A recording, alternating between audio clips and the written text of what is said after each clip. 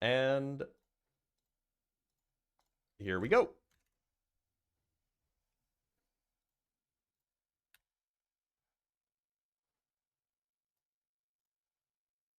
Should be all set. Yes, the flirts have been eliminated. We're finally done with flirting. It's finally over. We can finally rest. All right, let's just I just got to set some stuff up really quick.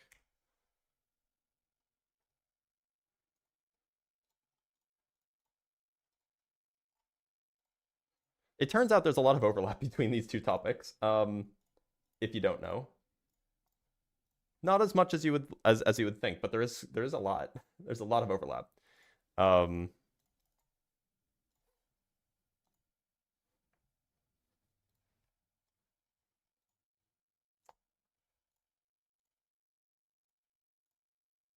Gotta pop out the chat really quick. There we go. All right, so we are back on YouTube. Welcome back if you're just joining us again.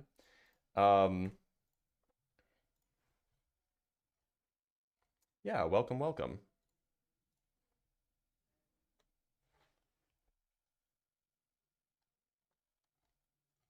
New prompt, who dis? Exactly, new prompt, who dis indeed. This one does bring more interesting guests than the last one, that's true. Definitely more interesting. Ask an archaeologist what a man or a woman is, hashtag science. Well, archaeologists generally are not the authorities on what a man or a woman is. They dig up bones, right? Unless you think a man or a woman is determined by their bone structure, which would be kind of weird. Considering like that people have different bones. There are like short kings and giantesses. Aaron with the $20. Blitz, you're showing your arrogance, the irony. I appreciate you, Aaron. Thank you for the $20 donation as well.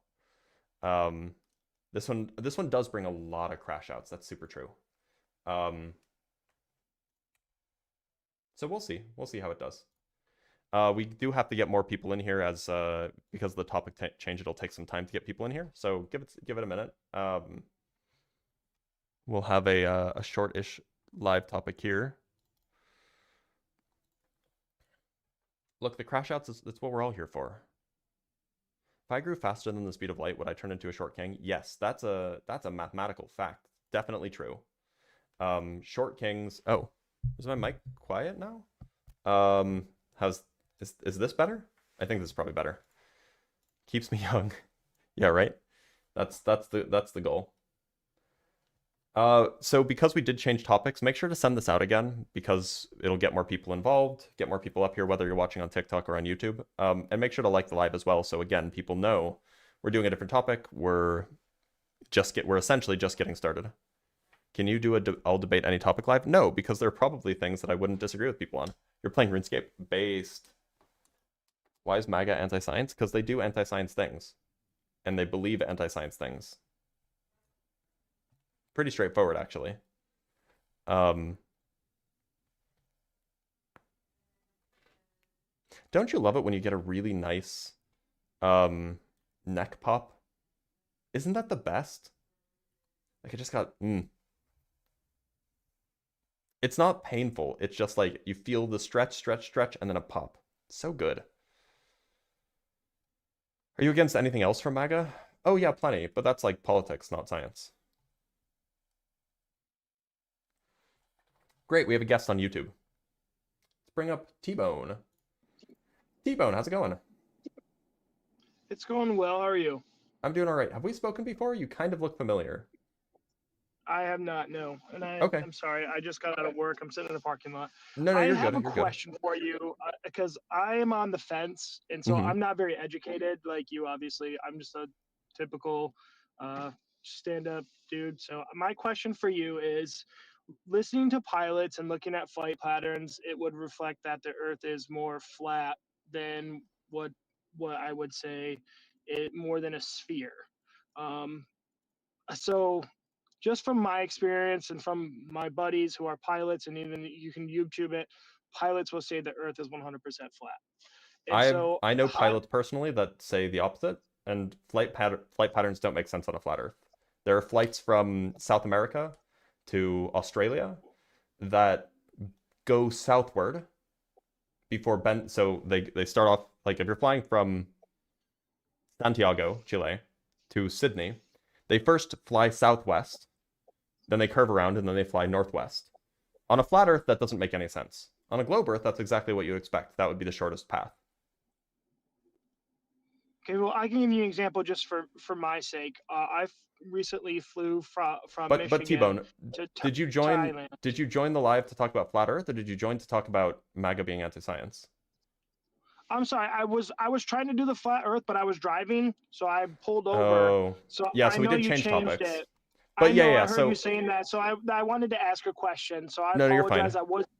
I was in, like I said, I was in the middle of driving, so I couldn't pull up the link because I was listening to you on YouTube. You're good. So You're good. there was no link for me to click. So I apologize. So So, no, for the future, by the way, there is a link in the description that you can click. okay. Just in case I mean, like, it's not obvious, especially if you're on the short speed. But yeah, so I mean, like, I know pilots personally, who would say that they don't know any pilots who think the Earth is flat. But beyond that, the only way that you can the only way, or not the only way, one of the easiest ways to know that the Earth can't be flat, at least not like this disc shape like people like to think it is just by looking at flight paths between southern hemisphere countries. Because the flight paths between southern hemisphere countries, if the Earth was like this disc shape, it should cross over the northern hemisphere to get to the southern hemisphere. But really what they do is they actually go further south and then they swing up again. So yeah, Yep, it's something that you should look into. But you I know, will. I'll do this debate topic again next week, so if you want to hop in then feel free to. Yep. I'm sorry, man. You have a You're great good. rest of your day, and I You too, think you're T-Bone. super awesome. So I just want to say that I'm definitely going to subscribe. I just came across you today, so yeah, Lit. thank you so much, man. Have a good day. Of course, take care. Yeah, so he's a nice guy.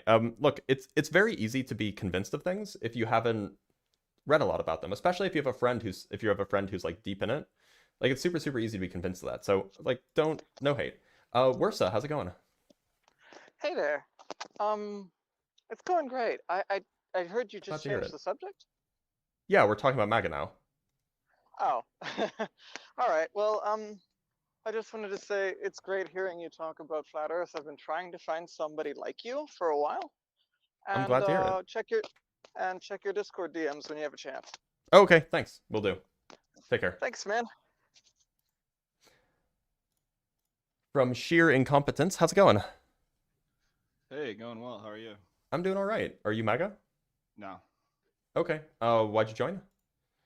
I just don't know if you can characterize the movement as necessarily anti-science as The a MAGA whole. movement? I mean, I definitely can, and the data supports it, so that's why I do. Okay. Like, if you So can you're take polling basing data that on like the cutting of funding for scientific cutting of research? funding and just general trust towards the scientific community, belief in scientific consensus, desire to have scientists involved in scientific issues like scientific policy making. Cutting of funding is another big one. The push against higher education, which is where all of our scientists come from.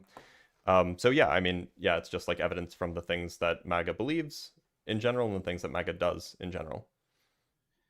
Yeah, I think that they're definitely less pro-science on the whole than the Democrats for sure.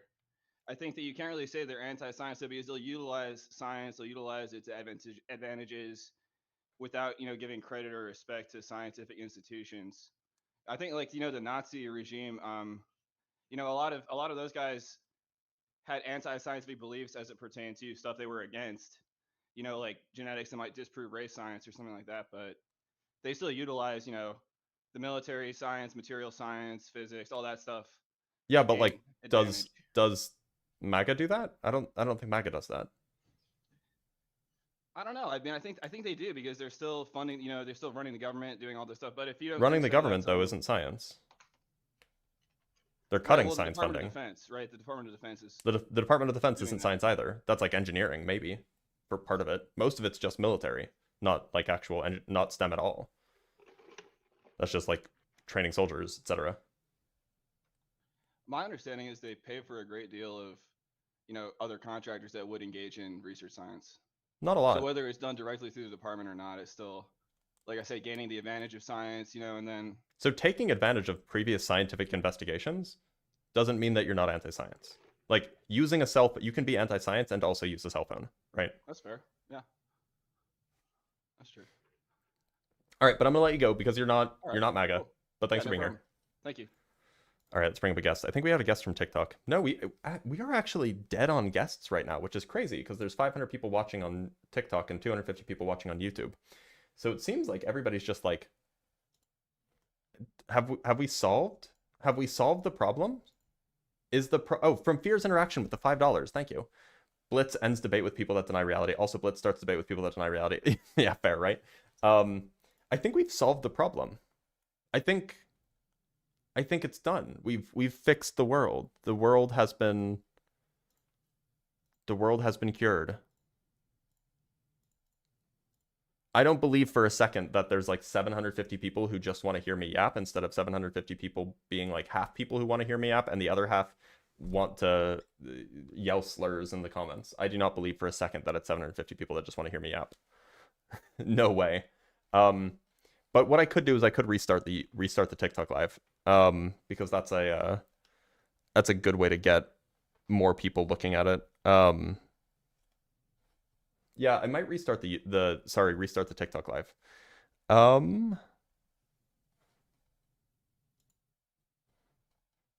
Because we did change topics. That's usually a smart thing. All right, y'all. I'm gonna restart the TikTok live. I'll be right back. YouTube's not going anywhere, so I'll talk to you guys for a second. But yeah, I'll be right back, everybody.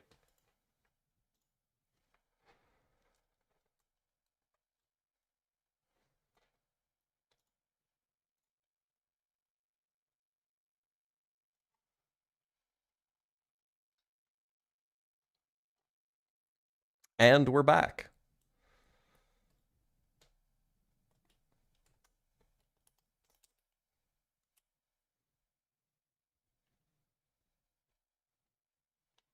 Do.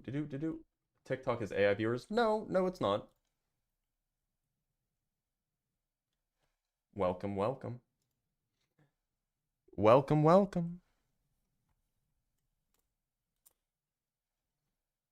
All right, we have. Oh no, that's a co-host request. No, I don't want to co-host with somebody. Yeah, we're so back. Long time no see. Indeed, long time no see. Okay, so I'm reading Discord right now. The top of the helmet is flat. Yeah, that's a fair point. Ignorance v Blitz. That's so good. That's so good.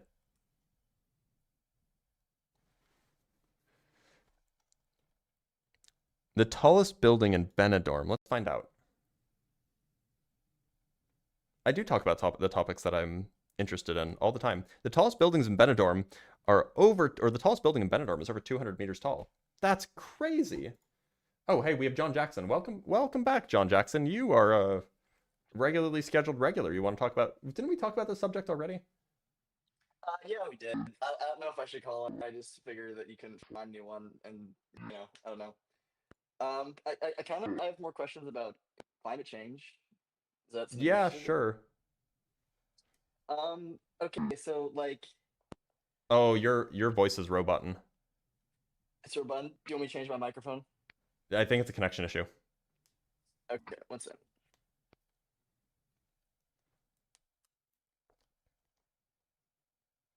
Bro, you ain't no way near Tesla in terms of anything. I'm happier than he is. Definitely happier than he is. Oh, we haven't. So I'm gonna so John Jackson, I'm gonna take a guest from TikTok because we just got one. Because we gotta do that. Pi Zai, how's it going? Hello, how are you? I'm doing all right. Are you MAGA? No, but actually, I wanted to ask you a question. No, but what? Yeah, sure. Make it Please quick don't, though. please don't kick me. One question. Okay. Okay. So, and this is related to atheism because I know you're kind of a famous atheist. I don't think you I'm a said famous atheist, but go ahead. I mean, yeah. I mean, you have like hundreds of viewers on TikTok. That's pretty famous. Okay. You recently cause and effect was brought into question, right? This is not recent. This is like David Hume, which was like over 100 years ago. Yeah, I think he lived in the 1800s. Oh, and it was something about a marker experiment. No, this What was the was it? 1700s. I'm sorry. Sorry, yeah, I didn't even know 1700s. And it was about a marker, like a marker experiment. What was it called? I have no idea what you're talking magic- about. The magic marker, something like that. Nope. What did you think I was talking about? Wait a minute, hold on. Are you referring to the delayed choice quantum eraser? Yeah, the delayed choice quantum eraser. Yeah, something like that. I do know how you got to magic marker from there. It's very funny though. Yeah, well, you know. That's fair. Like I'm like totally reasonable. But yeah, what about it? It brings into question cause and effect. Only under some bad interpretations, yeah.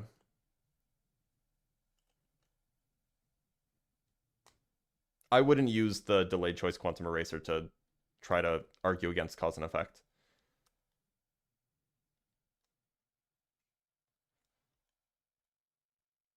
Can you hear me? Hello? Okay. Kyle R, how's it going? Good, Dr. Blitz. How are you? I'm doing all right. Are you MAGA?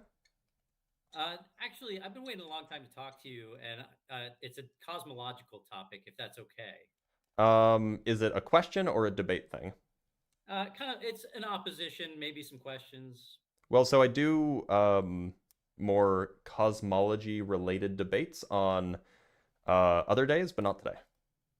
Okay, fair enough. It was worth a shot. Thanks. Thanks for being here. All right, we have another guest. El Matador. El Matador, how's it going? El Matador, how's it going? Oh, there's some echo. Wait, did he just come on to scream?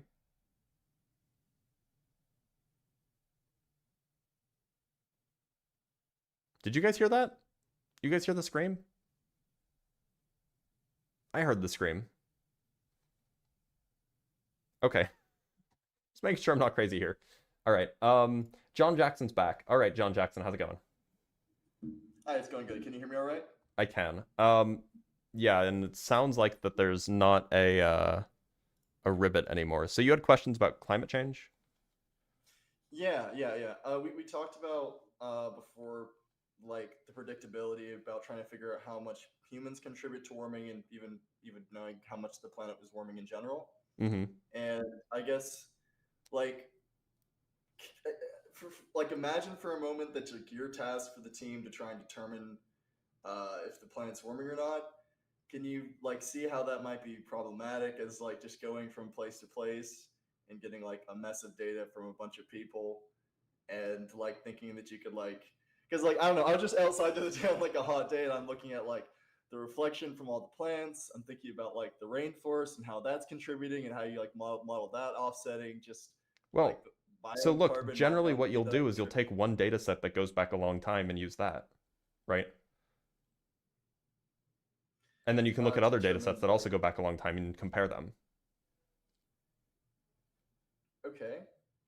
So in fact, this is it's hilarious that this is a real thing, but there was a let me see where it is. There was a paper that came out 2 years ago, or last year rather, where they measured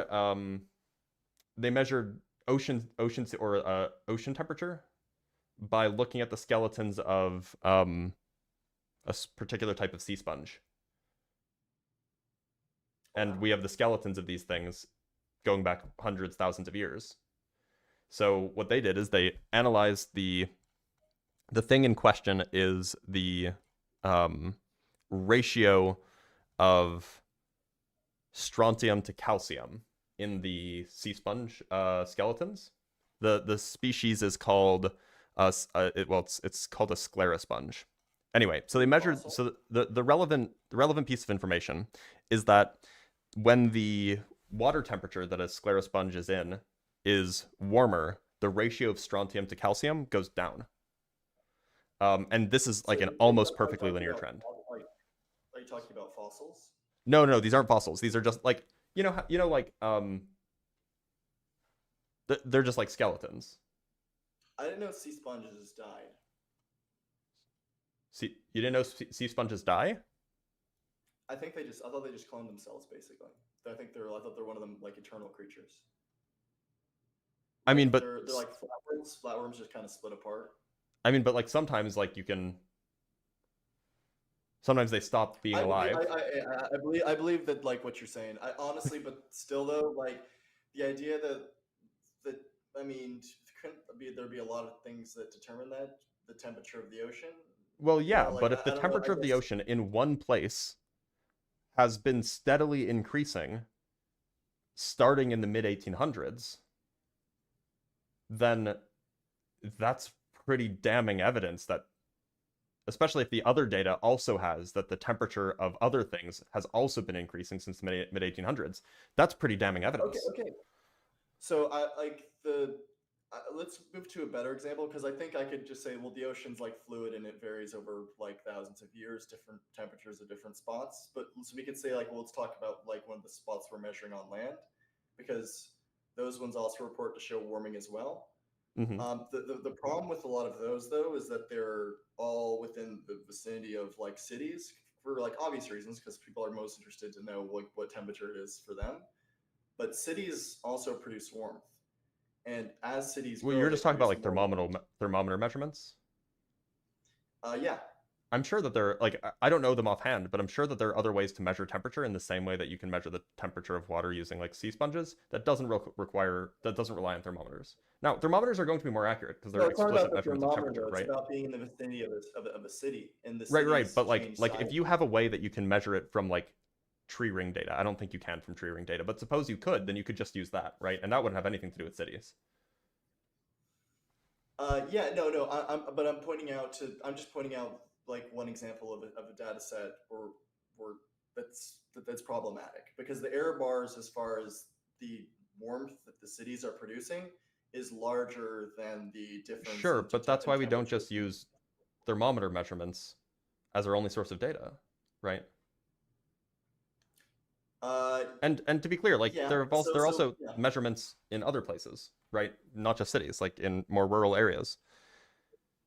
So like if your whole argument is like, oh well, they're just relying on temperature measurements taken in cities, and cities have gotten warmer because we've built more roads, and we use more electricity. Like that might be true, but there are other ways of demonstrating that the climate is warming without using city data. And the example I gave is one of them.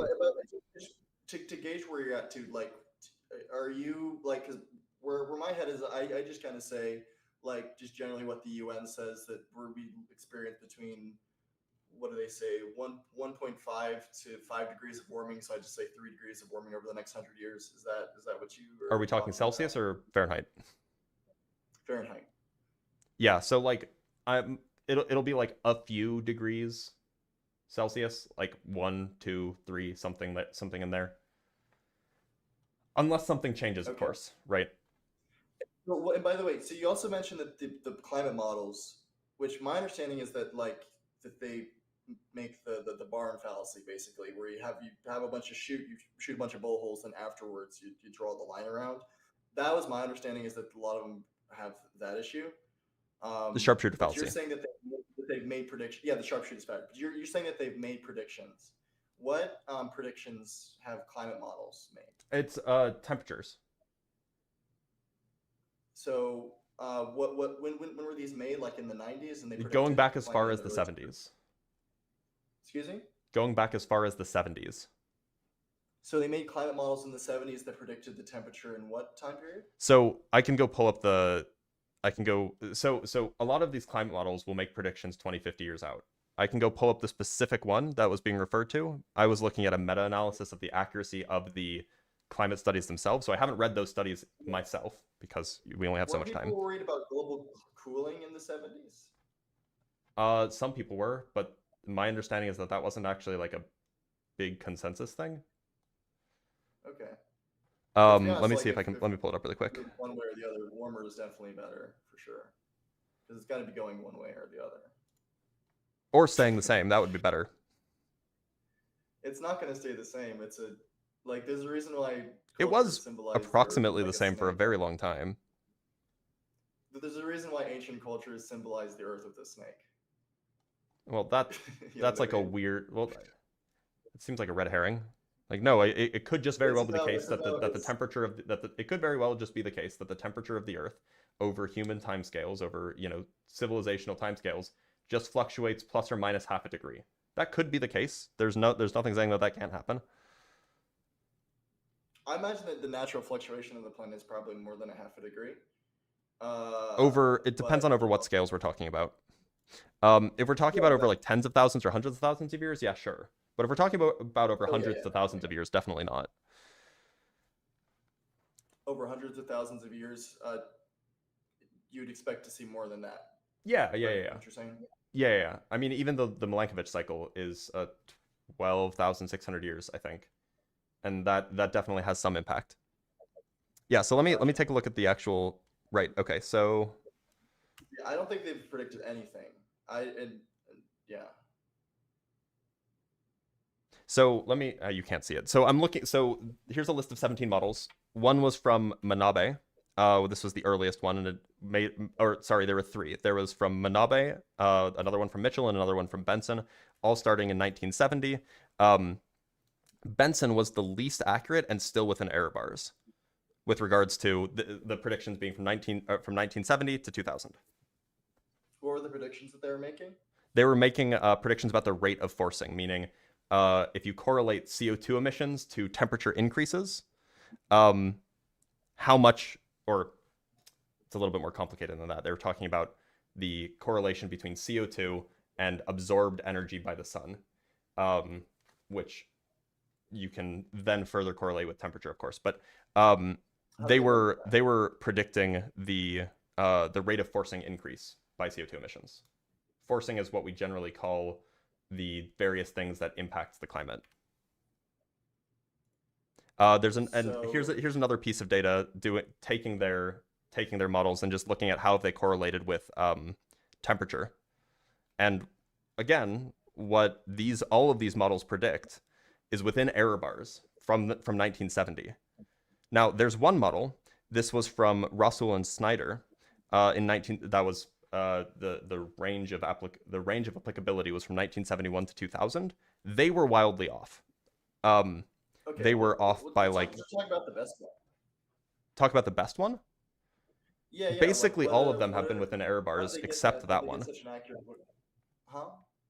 Basically, all of them have been within error bars, except that one. So do you know what they're taking into account to make their measurement? I'm still quite not sure what they're measuring and how they're accurate.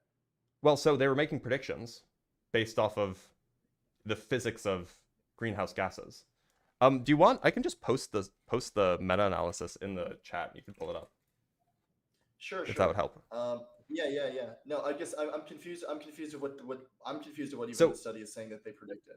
So the point is that you have model projections, right? Given this much CO2 will be emitted, how do we expect the temperature, the mean surface temperature anomaly to change? That is the standard, and the way that they come to that. Now we were saying that we have data that says that that he was right, that because we're saying that we've emitted this much CO2, and oh look, the CO2 that we've emitted has caused this much warming, and that aligns. Basically, I mean, so some of these old models, and like they're both be just. I mean, that seems like could be the same subject to the same fallacy of drawing the bullet holes around the thing. I mean, if the claim is if you emit this much CO2, then this will happen, and then you do emit that much CO2, and then that does happen. What else would you expect an accurate model to do? Like, according to the models right now, how much CO2? Like, how much has CO2 created warming in our atmosphere right now? If are you talking about like percentage? Like, I'm saying if there was no humans for the last 20,000 years, how hot do you think the climate would be? It would be basically the same temperature it was 300 years ago. My understanding from a causal analysis that was done like 10 years ago or something like this is that temperature fluctuations of the sun can account for somewhere between 10 to 20% of the climate forcing that we see. but the sun hasn't gotten 10 to 20 hasn't gotten significantly warmer. It's just you see fluctuations in the temperature because the sun goes through 12-year cycles. So unless there was some other phenomenon, we would expect the temperature, if there were no humans for the last 20,000 years, we'd expect the temperature to be basically the same as it was 300 years ago. Now, you might say, well, humans affected the climate in other ways through deforestation, 1,000 years ago or 10,000 years ago or whatever, or killed off various animals. We can't really predict. Well, I mean, I can't. Maybe somebody can. Maybe the deforestation that we've done has either hurt or helped. Maybe the deforestation that we did like 500 years ago, right? Maybe that affected things, but the point is it's the CO2 that we've emitted in the last 300 years that seems to be the main driving force, the main driving factor here. CO2 and CFCs and methane and all of the greenhouse gases. So like when you're saying like what the temperature would be what it was, you said 300 years ago or 3,000? Yeah, I'm just ballparking it, but like roughly so what temperature would that be? Like I'm just trying to get about a degree and a half Celsius colder, or about a degree Celsius colder on average. A degree Celsius. What is that in Fahrenheit? Like just under 2. It'd be like 2. It'd be like 2 degrees, 2 to 3 degrees colder. I'm trying to figure it out because I'm trying to figure out like in your mind when you're thinking they made those predictions in 1970, and then how much carbon we've added today. Mm-hmm. I mean, I just want to make sure that you've had a number, like you know what I mean. I don't know because for me, I'm still suspect on the idea that we know any of these things, like that we know like the temperature. Like we've been accurately measuring temperatures with like satellites for close to 5 decades. Probably longer, actually. Well, I'm not really talking about less so the measuring of the temperatures, although I am still suspect of that too, because I think a lot of that happens, like the fluctuation of the temperatures in the Earth, don't they happen like below the surface of the Earth mostly? No, it's the surface of the Earth that we're interested in. No, but like if you're seeing like a period of warming on the surface over like a span of 100 years, couldn't that be because of churning that's going on in the core? Like through volcanism or something? Like through like through volcanoes and stuff? Like how is it getting to the surface? I just was I mean I just, when I use models for the Earth, I always imagine fluid systems. I always imagine right, like but the core of the Earth isn't getting warmer. So where is the extra source of energy come from? I'm not saying there's an extra. I said a churning. But the core of the Earth is so the core of the Earth isn't changing temperature. So you're talking about like the liquid, but the liquid outer core, the mantle. These are like basically homogeneous in terms of temperature like that's my understanding. Like there's definitely like there's definitely like fluid flows, but like if it's been churning for 4 billion years, how could it not be homogeneous? I just thought it was at like a churning equilibrium. I mean, the ocean churns, So like the Earth moves. It's not just a complete sphere. Right. But the ocean is exposed to external energy sources. That's the point, right? That's why there are currents in the first place. So is the core by the same. No, it's not. It's not exposed to external energy sources. Well, then near's the bottom of the ocean. So to be clear, my understanding is actually the bottom of the ocean doesn't really have currents at all. The water's basically dead there. The ocean currents are. Okay, I'll just Google how deep. There's heat differences there. There's heat differences in the bottom of the ocean. I think the bottom of the ocean is pretty uniformly 4 degrees Celsius, by the way. Okay. But if there's heat differences, that means that there's flow. Well, so there's heat differences between the surface and the bottom, for obvious reasons. But my understanding is that the bottom of the ocean is uniformly 4 degrees Celsius. And for thermodynamic reasons, it kind of has to be, because otherwise it would be a solid. I always imagine that because like there's volcanic activity in certain spots that those places. Okay, well, yeah, sure. So there definitely will be like localized things because there's lava, sure. But like if you're asking like over a large scale, like it's 4 degrees. Okay. Yeah. So I guess I've also seen models of people of showing the flow of carbon dioxide from plants, and it literally just looks like a thing breathing. You know what I mean? Well, yeah. So that definitely happens because our biggest forests are in the southern hemisphere. but you can still measure net output, right, over the course of years. You can measure the rate of change of CO2 in the atmosphere pretty easily. Just by you just measure the CO2 over the course of a year. You take the average. That's a data point. You do this in a bunch of different places. You can average all of those. That's a data point. And then you do this over many years, and now you have a measure of CO2 in the atmosphere. I have also heard that, well, first of all, whether or not, like, whatever, it doesn't matter. I've also heard that the effects of carbon have diminishing returns. Have you heard about that? So, like, it does, as you add carbon, it just doesn't keep going upwards radically. The effects of adding carbon, evens out to zero eventually. Have you heard about that? Well, I mean, that's like kind of obviously the case, but I've seen no evidence that we're anywhere near there. So, I mean, what's happening is that carbon dioxide is opaque to certain wavelengths of infrared radiation.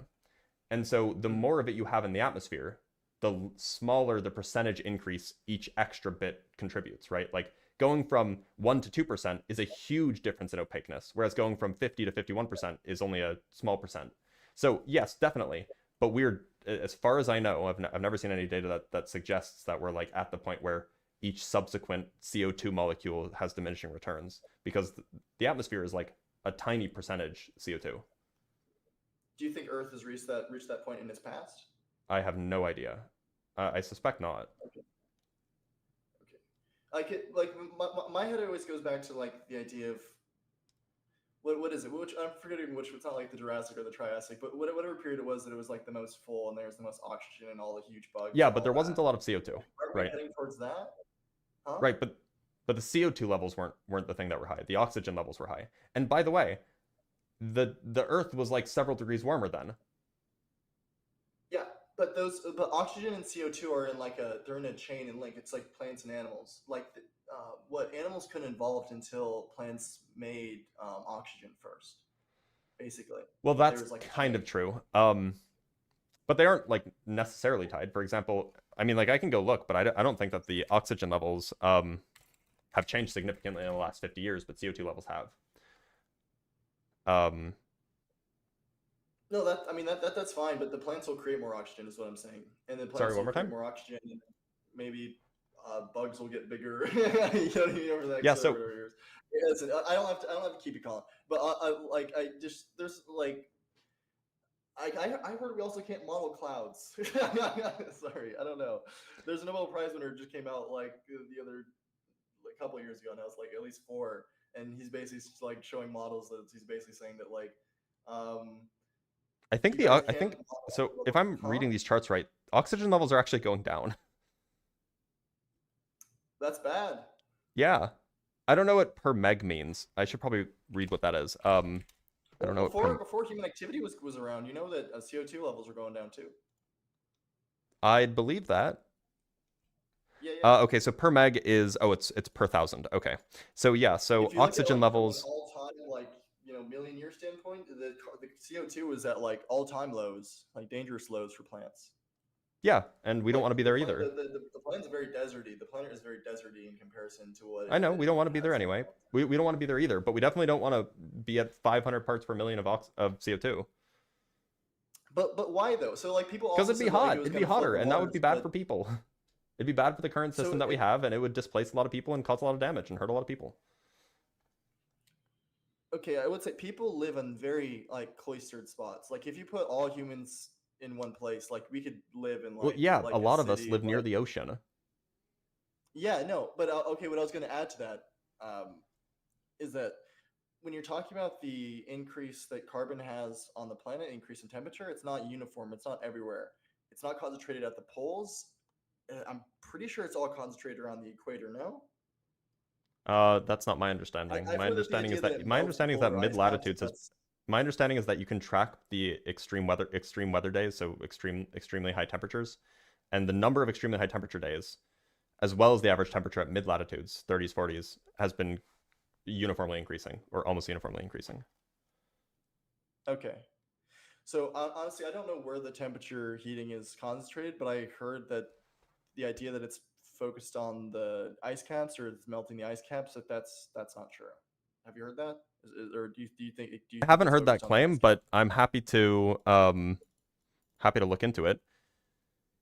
Okay. I Looking heard that for name by a guy named Richard Linson. what's his name?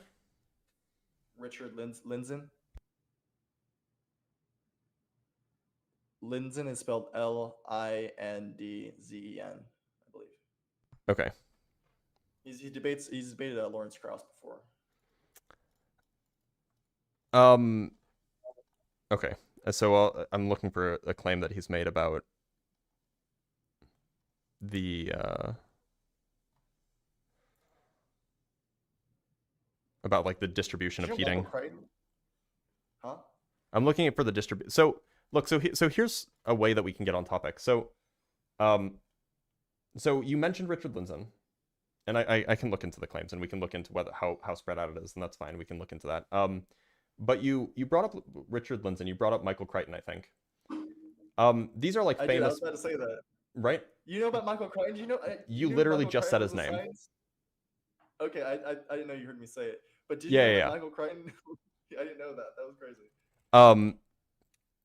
Yeah, so he's the is he the guy that I think he is? He wrote Jurassic Park. Yeah. Talking about science and humanity running amok with nature. I was shocked to learn that he doesn't believe that he doesn't believe that we're destroying. So the thing is that it's very easy to bring up like a few like individuals that have this say, you might call it like anti-consensus view or something like this. But what makes you think that it's these individuals who have it right and the other individuals who make up the rest of the consensus don't? Like, what epistemology are you using to come to that conclusion?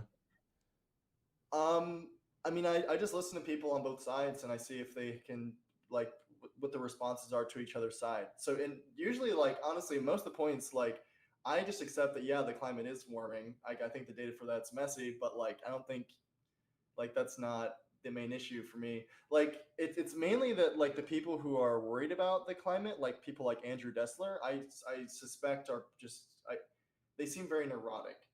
And they're always using the worst case scenario. That doesn't seem like it's a good way of judging the accuracy of one's claim. Well, people will point out to him, like, hey, well, that's actually very unlikely. And he'll say, like, yeah, I know it's very unlikely, but, like, what if this 1% chance? And it's like, okay, yeah, like, I'm also worried about meteors. I'm worried about a lot of things. And so I think it should just be placed, like, properly on the shelf of issues.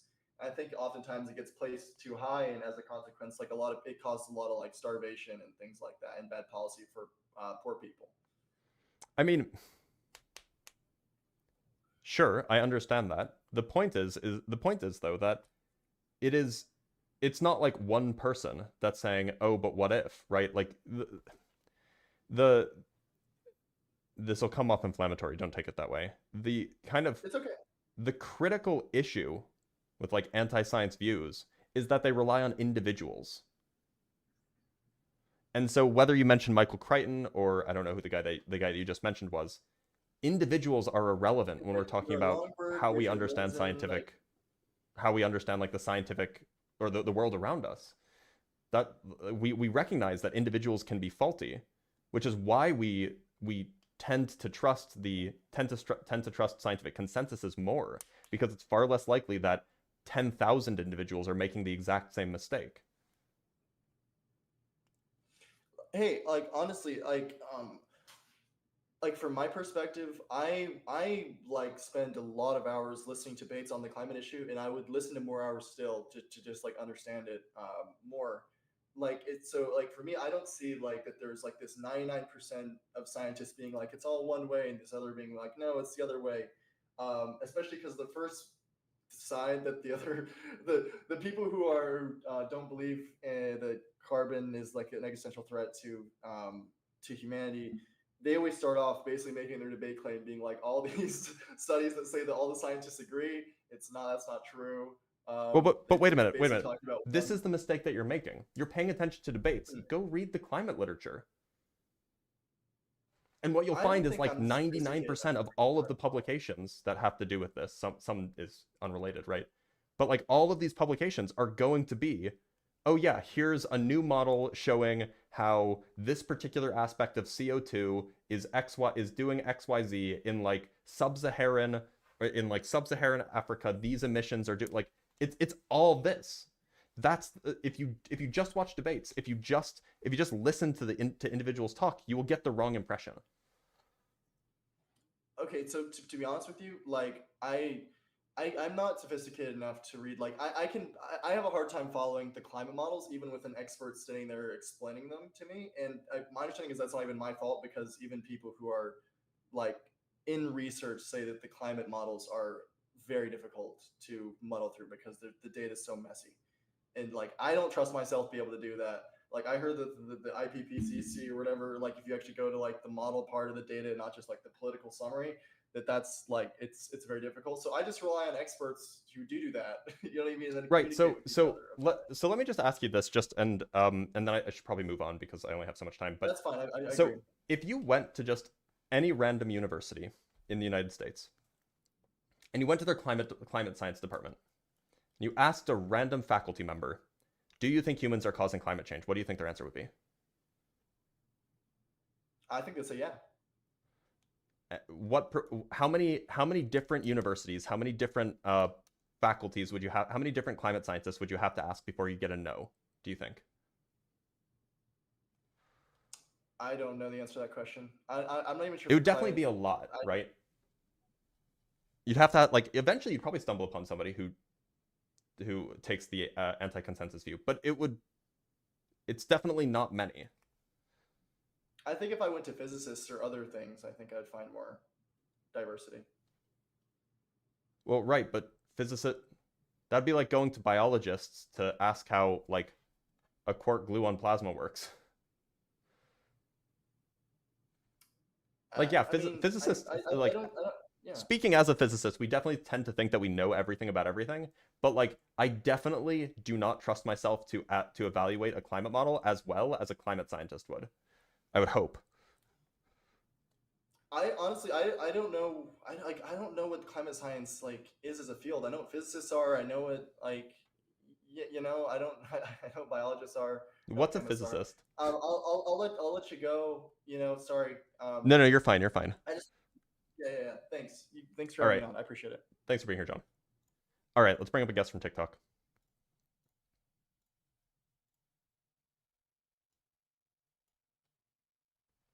Thank you. Straight from Stray. How's it going? Not bad, Dr. Blitz. You know I got a problem with the expanding universe. Wait, hold on. Are we theory. talking about? Are you MAGA? No, sir. Well, but I'm talking about what the point I'm trying to make is that the point you're trying to make is nothing. Hey yo. Hey, how's it going? Are you MAGA? Lord, my lord? Yeah, sure. Yeah, okay. Sure. Do you mind if I ask you a few questions before we get started, just so I can get your view on things? Can I ask you a question first? Sure, I guess, yeah. Are you familiar with the Pareto distribution? Yeah. So 20% known of as the people 80-20 rule. Yes. Yeah. So 20% of the people do 80% of the results. Yeah, sure. I mean, it's so like most kind of a people rule are of thumb. worthless garbage. So most Democrats are worthless garbage. Do nothing worthless. Hey, so today's topic is not really about Democrats. So do you mind if I ask you a few questions about your views? If you're talking about MAGA, but you're not talking about Democrats? Yeah. Are you a Dunning-Kruger also?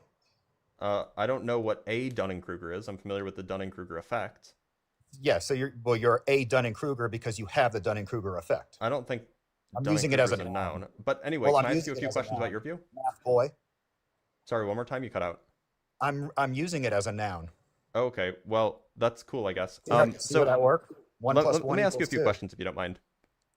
So I'll indulge your stupidity. Well, I mean, like, you came in really hot. I'm just being well, pretty because you know, chill. Mark Twain, education doesn't equal intelligence, doctor. I didn't say that it did.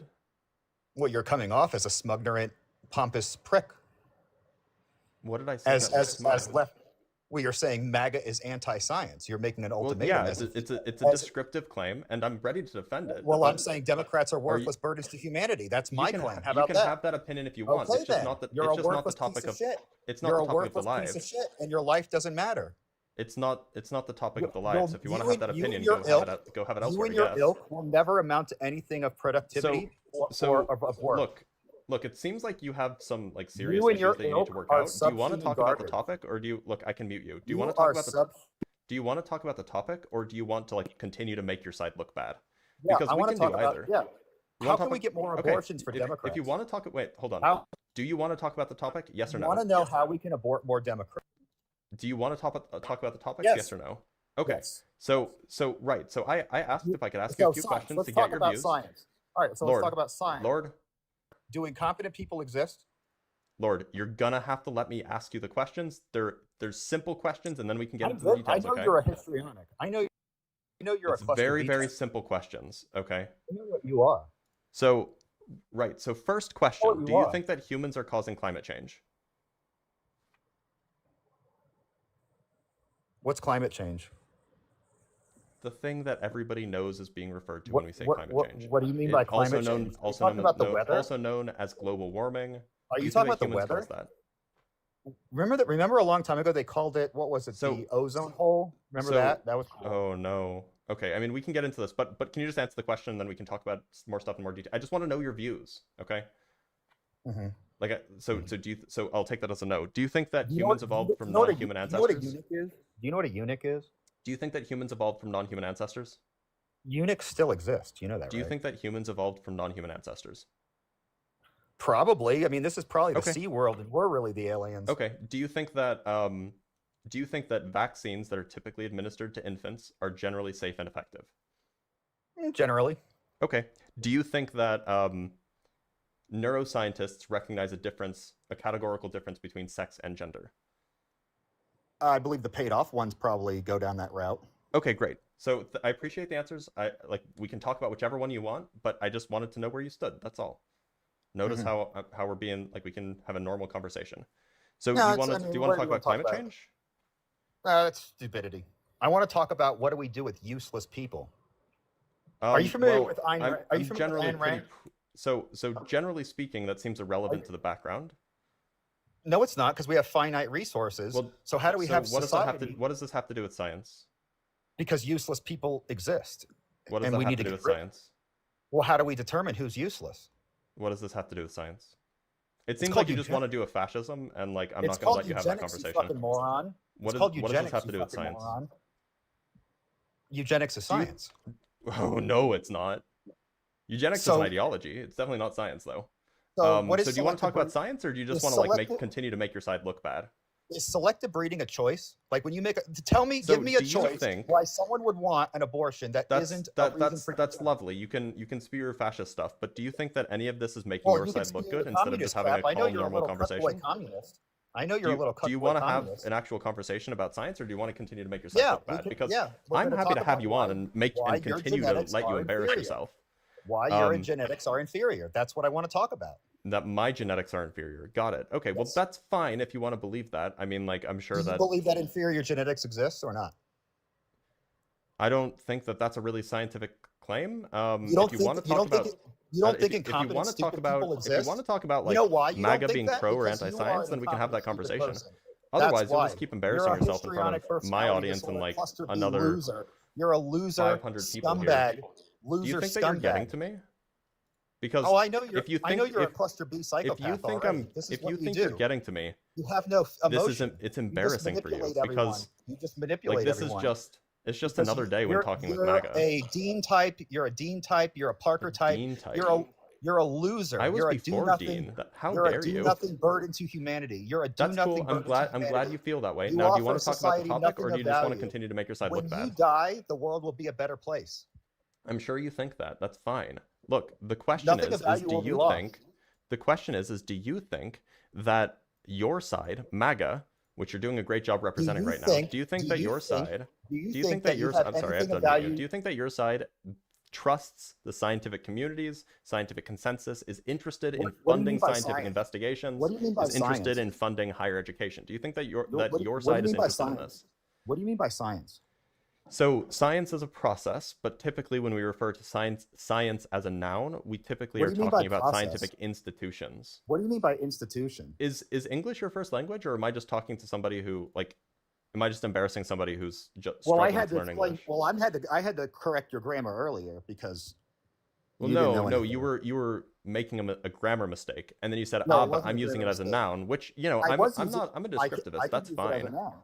Well, it's not my fault. Yeah, so he absolutely could be Russian, by the way. I wouldn't I wouldn't put it past him. To be I'm honest. I'm in Denver, so that doesn't stop you from being Russian. I'm not Russian. I have a descendants from wow, William that really Randolph. got to you because now you're answering honestly.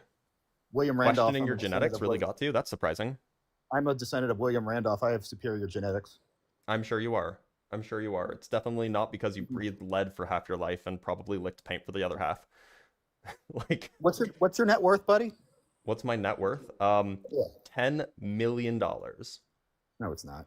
You're a do-nothing so why'd loser you that ask? gets on TikTok all day because you have no actual productive. You have That's no. cool. That's cool. Do you want to talk about the productivity in life. subject or not? Yeah, I want to know how we can abort more Democrats. Okay, well, that doesn't seem like it's a scientific question. So Yes, why it don't we is. move How on do to we- a how do scientific we- question? How do we get rid of inferiors? So do you think that MAGA supporters generally are interested in funding research that involves space? We're never going to get off the rock in our biological life form. You have to Well, go. that wasn't my question. Do you think that they're interested in funding research that And whether involves you space? like it or not, that's what Musk is going to do, and they're trying to get to transcendence. So because you're never that gonna wasn't get my through question. Do you want to try You're answering never going to again? get through the radiation belt in your biological life form. So and that you know wasn't my that. question. Do you want to try And answering that's- again? I am answering your question. My You don't question like was the about answer because space you're a- research. It was not about whether you're we a, will ever midwit. leave Earth. You know what a midwit is? So do you want to answer my question? Because it seems like you're pivoting again. Do you know who Ayn Rand is also? Do you know what a question is? Or So do you, Ayn Rand are you not familiar with warned that part of us about speech? worthless morons like I'm you. sure. I'm sure. So do you think that MAGA is generally interested in funding space research? I just want to let everyone know here that you're all worthless garbage too. Everyone in the comments, you're all the scum that I'm talking about. I'm sure. The scum I'm of sure. the earth. Now, do you want to answer the question? Worthless burdens to humanity. Do you want to answer the question or not? Garbage, ugly people. Ugly, I'm sure. garbage I'm people. sure that your descendants will look fondly upon you. Now, And do you people want like to? you- So do you the want thing to is, what answer you the have question? to do is you have to double down on bad ideas because you need to Do you wanna lower answer the question? society. You have to lower Hey, society. to Lord, your do you want to own answer the question or inferiority. not? Or are Yeah, you just going I'm to keep answering crashing it. out?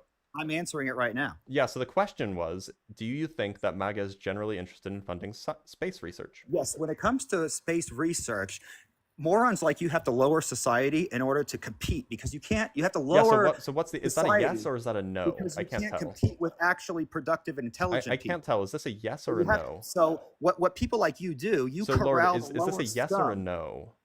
Because you can't compete with actual superior people like me. can't- You have to look, get on TikTok. and My you have to get your zombie horde. inferior You have to understanding of the corral English your language zombie is horde. struggling to You have understand to whether or corral not your you zombie answered yes or horde no. in order to get So, any kind so of do you work think in life. that Because MAGA you're is generally interested in funding you offer space nothing in research? society. I can Because just you have a cluster B personality, and I you're, can you're just basically mute a you. loser. You're just I can just basically mute a you. You know worthless that, right? loser. Go ahead and do it then. Okay. So just to Go be ahead and clear, do it. you oh I already I'm did. waiting.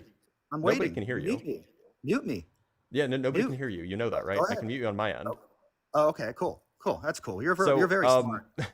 like You're so smart. So the question is do you think that MAGA is interested in funding space research? I think incompetent people focus on petty things to obfuscate. Okay, you're their muted again. inferiority. Now, I'll unmute you once you decide to answer with a yes or a no. Yes. So when it comes to space, incompetent people. Okay, so you're focus on unmuted. Do petty you want to things. answer again? Yeah, incompetent people focus Okay, on petty things. so just to be clear, you answered, and you're muted again. Just to be clear, you answered. I think that this is working, right? It's not working for YouTube, but it definitely works for TikTok. So you answered yes. You think MAGA is interested in funding Who space created research. Space Do you want to Force? elaborate on that? Who I know created you Space can't answer Force? him. I muted Who him created for you Space guys. Force?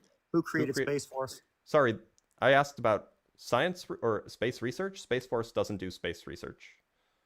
They don't do any space research at all. No, they're a defense force. They're a And they're not going military to analyze. And they're not They going to don't do analyze space space. research, no. And they're not going to analyze space at all in any way, shape, or form. No, they don't do space research, no. Well, you're a moron. Oh, do you have evidence that they're doing space research? They're doing scientific studies to perform Can you their. name one that was obviously- funded by Space Force? Obviously, it's for defense, but Can you they're name going one? to they're going to do research for space. Yeah, can you name one? Can you name one scientific study that they conducted? You know, incompetent people focus on petty things to obfuscate their inferiority. Just because you sit around and read white papers all day doesn't make you. You know, idiots don't know how to answer questions. Because idiots don't know how to answer questions because I'm not pandering to your cluster B histrionic personality disorder garbage. I control you. You don't control me. You're having a hard time. I can tell by your stuttering. You keep muting me, so I'm trying to get I my know. word I keep out. muting you. I know. I know because you're a most of the scumbag. things that you're saying are not worth listening to, right? Well, I know because you don't want to hear I know. me. I know. Yeah, I know. You I know that you're worthless garbage, and you have white, a hard and time I'm public speaking. You're I'm afraid. white, You're I literally think pissing people yourself like because you you're trying to are talk in front of worthless trash. 1,100 plus people, and You are you're the struggling scum of because the you're universe. realizing that people are seeing how disgusting your viewpoints are, and you're making your entire side look bad. I understand that this is very scary and giving you serious anxiety because you've never had this big of a platform before. But you're a really, cluster B. Really, it's Just okay. because- I'm a calm guy. We can have a normal conversation. Hey, buddy. Hey, buddy. I know you're a histrion. I know you're a cluster B type. You're really good at this. I know that you only know a few words. It's okay. I get this. I know you're a psychopath. And I'm a psychopath. Yes, clearly. I mean, we'll let the chat decide who's the psychopath in this conversation. It's very easy for you to be a psychopath because you don't actually have to struggle with the outcomes of your failed ideology. Yeah, would you say that you care about other people? Kind of, sort of, not really. I mean, like I said, given I'm the psychopath the person who cares about other people compared with the non-psychopath, that guy who doesn't care about other people. Do you know what pathological altruism is? It's when your do-gooding doesn't result in the outcomes you think it does. It actually results in negative outcomes. Funnily enough, I wasn't actually talking about altruism. I was just talking about how you feel about other people. And you Why don't should really I feel care about you people. or anyone else? You don't give a shit about me or anyone else. There's a reason why I'm platforming you. Yeah. Because I care about you. No, you don't. You don't think so? No, you're a cluster B histrionic and you just want to have sensationalism because you have no other skills in life to be productive and gain income for yourself. So you get on here because you're a midwit and you get your zombie horde of even scummier losers to feel important and sit on your throne. You sit on a throne of scumbags. Lord, do you think that you're a good representation of your political ideology? What is my political ideology? MAGA? What is... No, see, I'm not MAGA. What it is I'm anti-moron. Wait, didn't you say that you were at the beginning of the live when I asked you? Maybe. Oh, so you lied to me? I mean, it's so pet. I mean, the thing is that it's, taking one little bullet point of MAGA that doesn't really have any, you're going to conflate it with Trump. But what MAGA is really, it's about it's a political movement. It's the refutation of morons like you, Kamala Harris, Democrats, the scumbags that weaponize empathy. So look, all I'm asking is if you think you're a good representation of your political aisle, right? Your side of the political aisle. And I think probably not. And you should probably ponder that, why even people who you putatively agree with politically would disagree with you, would call you out, would say that you're a bad person. Well, you saw it with Twitter, right? When Elon took over Twitter, because I'm gonna zing you. I don't know anything about Twitter. I've literally never used it. So I'm talking about when Elon bought Twitter, fired 40% of the morons, and things were still okie dokie. We just got rid of all the morons in government. Things are still okie dokie. Like I said, the Pareto. Things are still okie dokie, are they? As a math person, you should tattoo the Pareto distribution on your head because that's the biggest problem we have today that contributes to economic deadweight loss. So you're right. It is so it is true that a small portion of, for example, people or states generally provide the largest contribution to the United States economy, to the United States well-being, et cetera, et cetera. So if we looked at the states, how do you think that is distributed? Oh, are you going to do the blue states pay for red states trope? Well, it was just a question. I mean, if you think it's wrong, then feel free to provide contradictory evidence.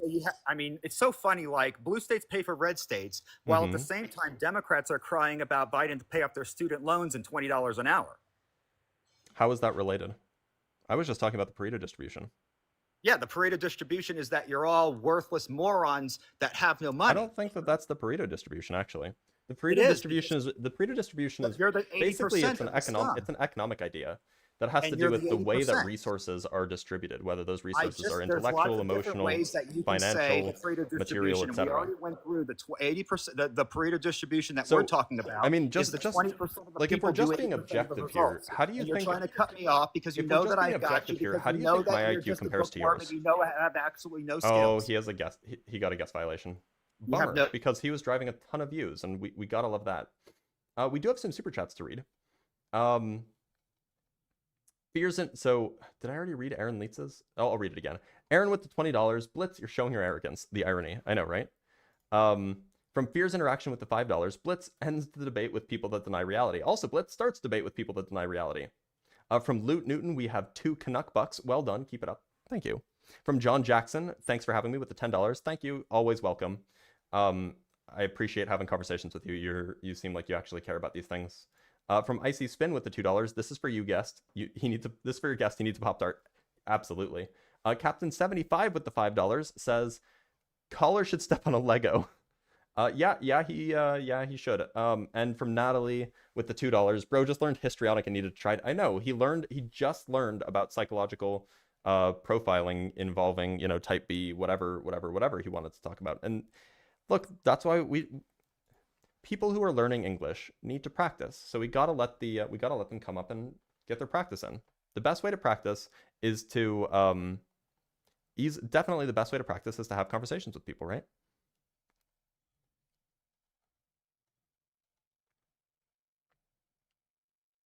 All right, that person's not connecting.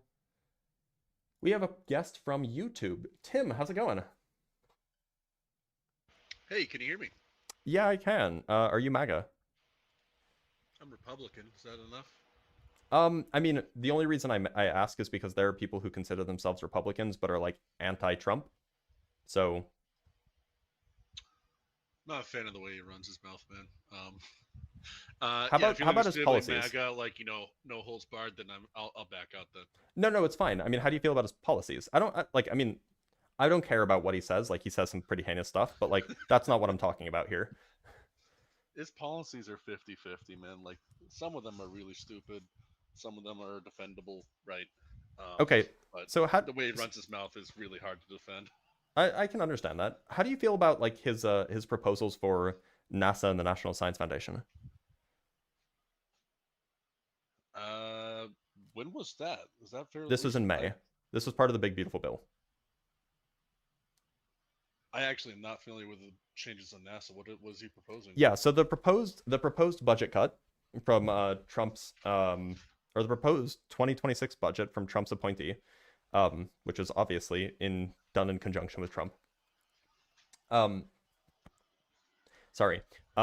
proposal was to cut NASA's science budget by 50%, and to cut the NSF's, the NSF is the National Science Foundation, to cut their grant awarding funds. So they have some funds they set aside for providing grants for scientific research, cut that by about 50%. Do you think that those are good policies? In a normal environment, I'd say no, we shouldn't be doing that. I think that there's a lot of hard choices you really got to make when your deficit's $2 trillion, though. Yeah, I mean, I would agree with you. Do you think that that's why they were doing it? That's why those were the proposed budget changes? It seems like they're going around trying to cut a lot, and unfortunately cutting some taxes at the same time, which seems a little bit irresponsible right now. But yeah, I think they're trying with tax cuts. The idea is it will boost the economy. Well, no, I'm talking about the funding cuts. Do you think that the goal of the funding cuts was to reduce the deficit? Ultimately, yeah. Then why did they increase funding to the DoD? Because of stuff going around in the world right now. When you look at stuff going on in Ukraine, right, and things heating up in the East China Sea. But it DoD looks like we're actually going to have a war. Go ahead. But the DoD, so the funding cut to NASA, or the funding cut to the National Science Foundation was around $6 billion, $5 billion. The funding increase to the DoD was like $115 billion. It just seems like if your goal was to cut funding, if your goal was to cut the deficit, you wouldn't increase funding to the Department of Defense. We already spend, prior to the 2026 budget, we already spent $900 billion a year on defense in big air quotes. Right, but it's actually not enough. But it's going up. It's going up by 13%. Right, and it's not enough. It's not enough. Are we in danger? Right. So if you look at the dollars and compare to other countries, it seems like a lot, right? But are we in danger? I think that we're very likely going to war in with East whom? China Sea soon. If you look at what China's saying, what they're going to do about Taiwan and their military preparations, how many aircraft carriers does China have? None, but that's irrelevant for Taiwan. No, it's super relevant because it's an island. They still have to get there. It's an island 60 miles from their coast. What carriers do they need? We have like 7 carriers, I think. We can just put them there. What are they going to do? Right. How are they going to get to Taiwan? So each carrier contains about 84 aircraft, right? Mm-hmm. They have airports, which can service over 1,000 aircraft, right? Sure. Within 100 miles of Taiwan, right? Within 100 miles of Taiwan, at one airport, they can service more planes than our entire carrier fleet, right? Why is? I guess we have 11 carriers. Anything? And we have 11 carriers. They have 3. Okay. I mean, aircraft carriers are like the most effective way of projecting power. I'm not even. They don't need to project it when it's 60 miles from their coast. Like we have carriers so that we can project air power 5,000 miles from our shores, right? You're talking about something 50. So the U.S. has 4 times as many aircraft as China does. It doesn't, right? If you look at actually serviceable modern aircraft, that's probably true, right?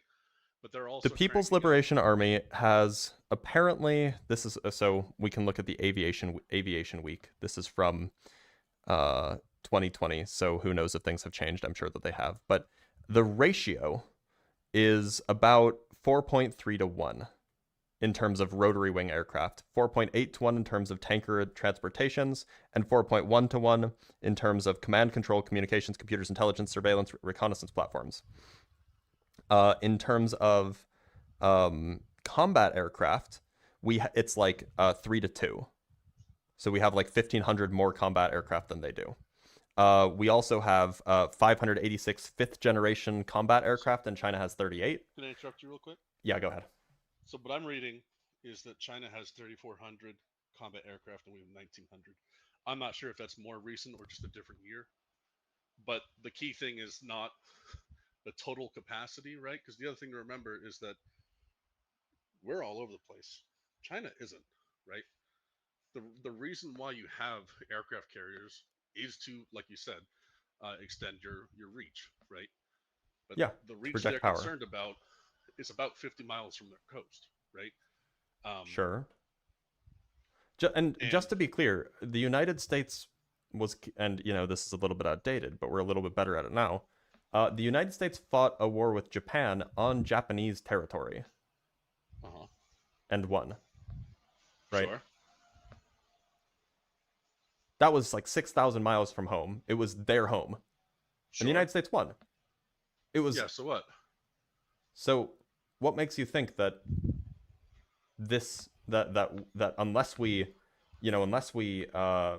dump 115 billion more dollars into our defense spending, suddenly China will be victorious?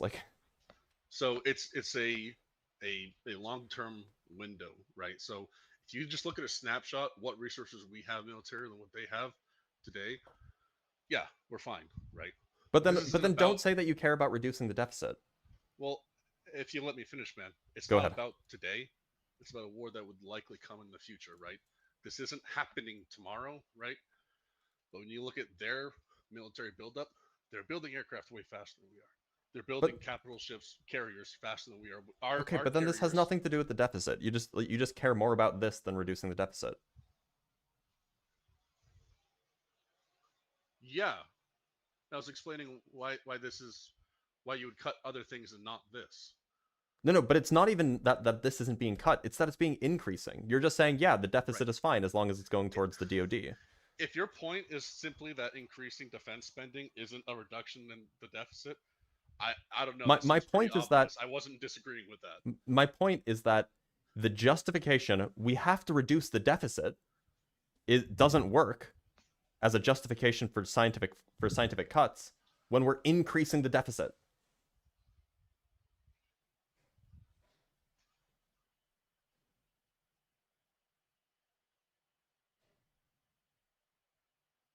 Yeah. So there are a few things that when you're in this kind of bind where you have this kind of spending, right? That the choice is either let them have Taiwan or actually increase spending to be able to counter them, right? I don't think this $115 billion is worth 40 million people in the Eastern China Sea losing their independence. But then it's just not about decreasing the deficit, right? Well, no. The increase to you're trying to merge two different questions as if they're the same. They are trying to decrease the deficit, right? However, there are certain priorities which, yes, take precedence, right? Increasing military spending is one of those, right? The fact that we're increasing military spending doesn't mean that no cut made whatsoever is about decreasing the deficit. But it didn't decrease the deficit. You can't decrease the deficit by making it bigger.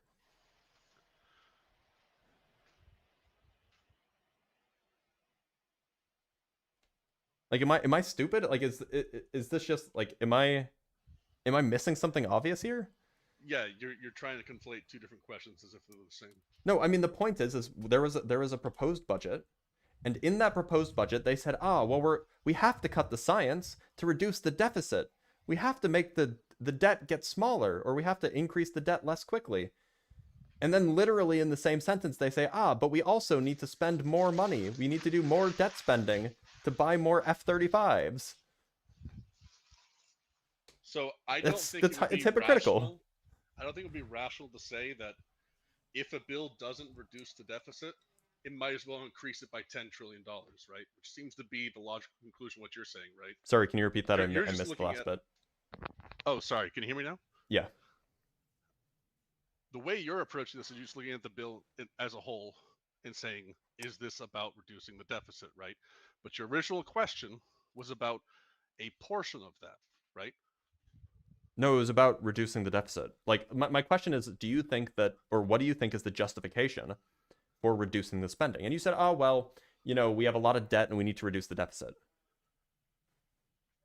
Right. That's why some that was your explanation cut, right? for why we need to cut spending, because we need to reduce the deficit. Right. You're conflating different things, right? So when it comes to the bill as a whole, right? And then specific portions. You asked me a question about a specific portion, right? Yeah. And I think that given our deficit, it makes sense for some things to be cut that we otherwise would not want to cut, right? No one, go through the whole budget, right? There is nothing people generally want to cut. We want to have the whole budget. In fact, we want more of it, I want to cut our defense spending.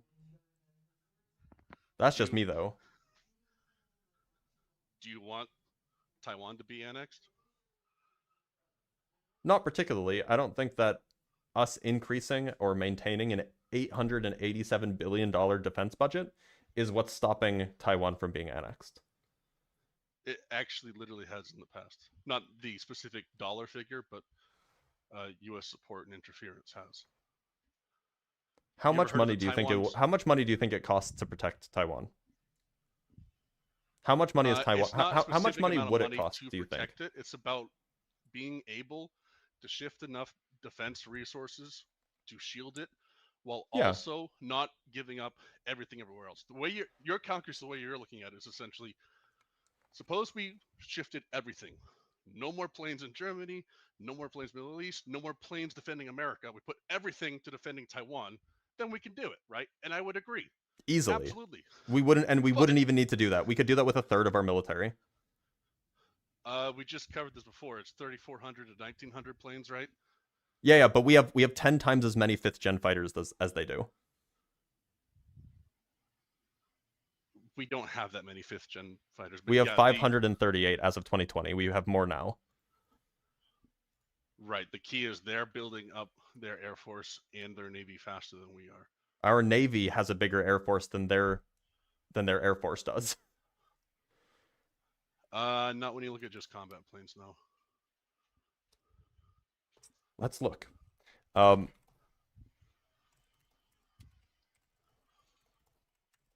figure we had before is that America has roughly 70% more planes than they do. Our Navy has a lot of those planes. are The second fighters, by the largest- way. That's not all an Air Force does, right? Fighters are not the only things. There's also drones, helicopters, surveillance vehicles, transport vehicles. Those are all involved. Right, that's the drones are not included in the combat. I'm talking like unmanned aerial vehicles, not like little drones that you pilot with like a remote control.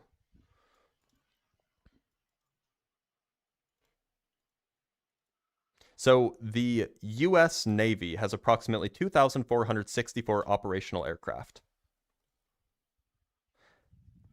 Now we can, this isn't going to give us numbers. Now we can go look how many of these are, fighter aircraft if you want. Well, so or bomber aircraft or surveillance aircraft.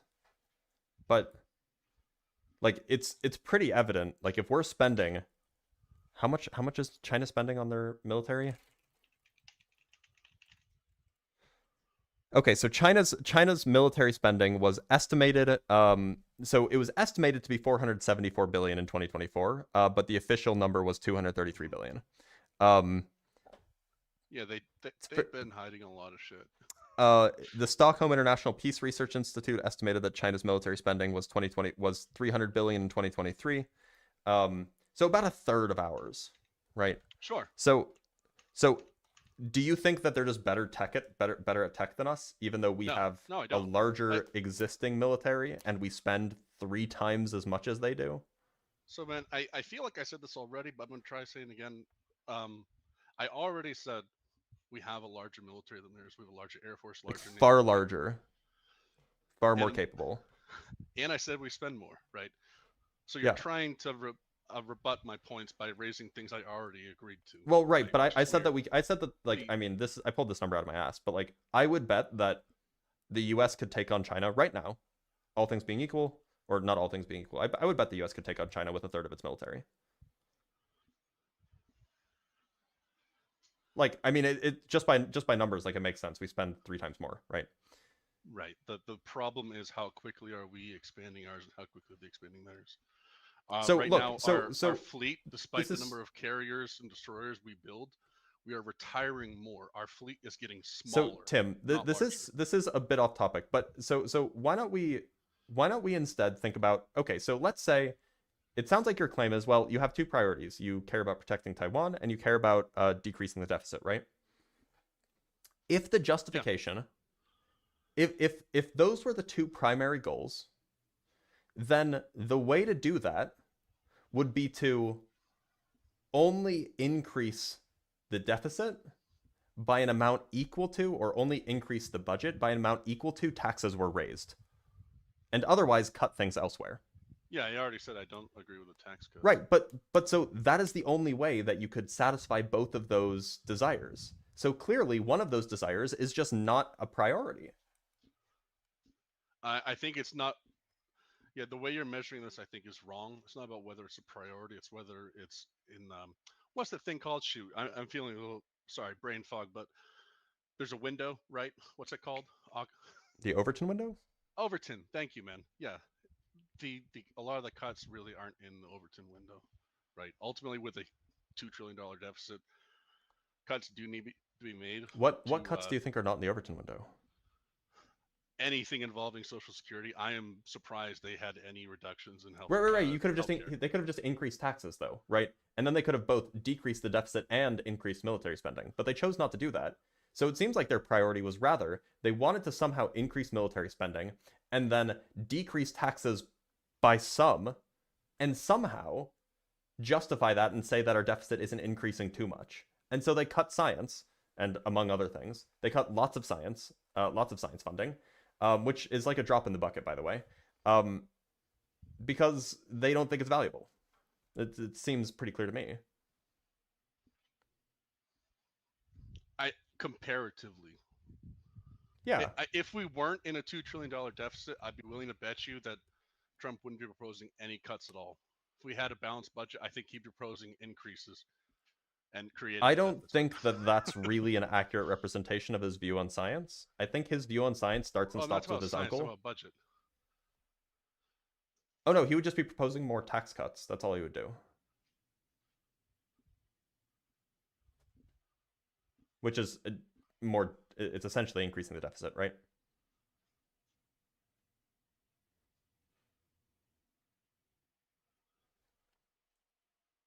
Yes.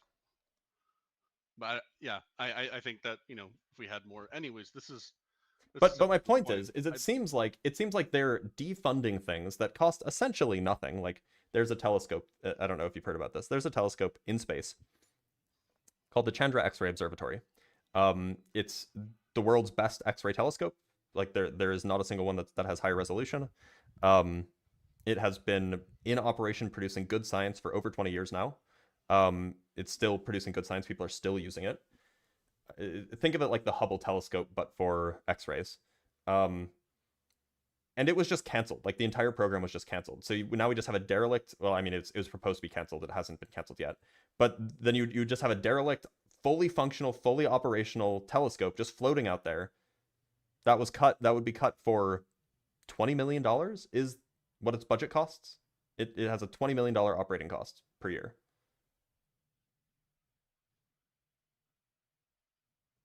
It seems that like what worthwhile, but it doesn't seem like why cut it? I don't think it seems worthwhile. So cutting it doesn't seem worthwhile.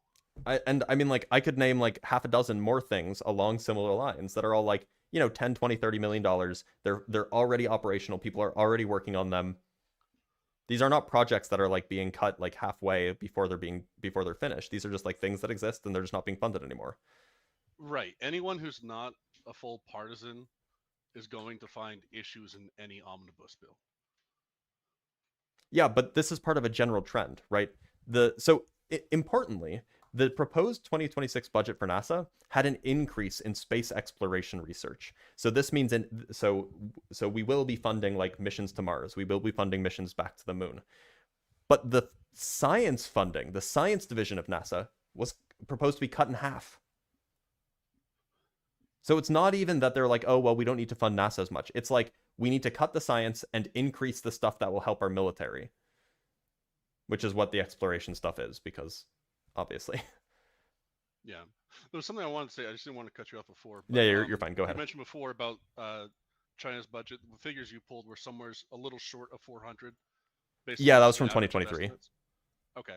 So something short of 400 billion, and you said ours was 900 billion now. Is that correct? So in 2023, China's military spending was estimated to be around 300 billion. Our military spending, I can go pull up the numbers. I think it was like 887 billion in 2025. Right. So I'd just like to ask you just a couple simple questions. How much do you think it costs them to make a rifle versus us? Great question. I'm sure it's like $1 for them or something like this.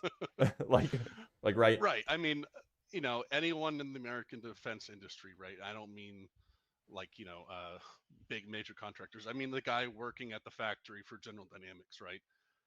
They get good pay, right? I think on average most of them make 6 figures, right? I don't. Oh well, I don't know if factory workers make 6 figures.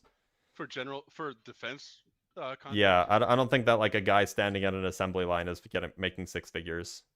If they've done it for more than 10 years, they are. Honestly, I've looked at this before. There was one in my hometown, and I didn't go for it. But you know, in hindsight, maybe I should have. Good pay, but no, like the pay in that field is really good. So the average pay for a defense factory worker, this is from Indeed, is oh, it's Indeed. What else? Where else are you going to get the data from? Is apparently $17 to $18 an hour.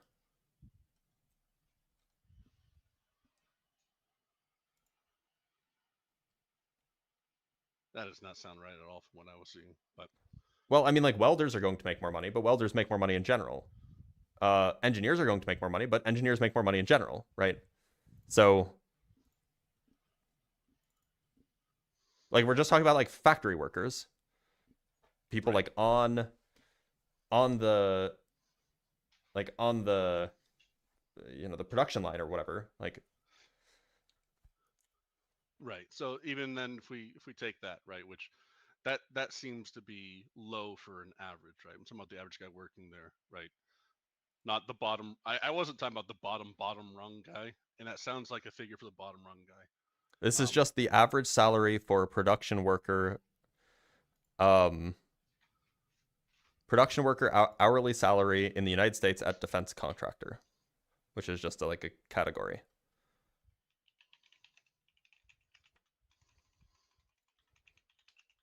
Make of that what you will. I mean, maybe that's right, maybe that's wrong, but it just doesn't. Yeah, assembly line or whatever. Yeah. Whoever's building these things. Overall, so I was just looking at the same key terms you said: average salary, defense contractor, production. Does that sound right? Yeah, I was just on Indeed. It says so. This yeah, is go ahead. AI results, right? So it's about the same area as Indeed, right? Okay. Grain of salt type stuff. What I got immediately was overall defense contractor salary. Comparable reports: 101,000 for defense contractors in the U.S. ZipRecruiter average of 102.7 thousand. That's for DoD contractors, right? With the 75th percentile earning 135.5 thousand. So like, yeah, what was the median? It didn't report a median. It reported because an average of 102.7. I mean, I mean, to be clear, a defense contractor is not the same as a factory worker, right?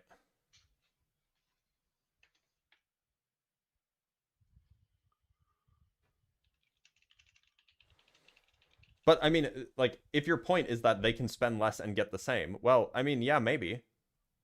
But like, it's like we've already agreed that the U.S. military is superior to China's, so it doesn't seem super relevant. Like, look, if you want to spend more on the military, fine. If that means that you're fine with cutting science funding, fine. But then just say like, yeah, you just care more about the military than science. I think it's more of a circumstance thing, to be real, right? Like, okay, but to be clear, this has always been the case, right? I don't think, for example, if we were in the middle of, the 1940s fighting, who we were fighting, right? And we made some cuts, someone's saying, clearly you don't care about this. No, for the time being, there's something which is a higher priority, right? It doesn't mean you okay, but we're not in the middle of a war right now, so. Right, why do you gotta... in the 1940s, right, it would take weeks to sail across the ocean, right?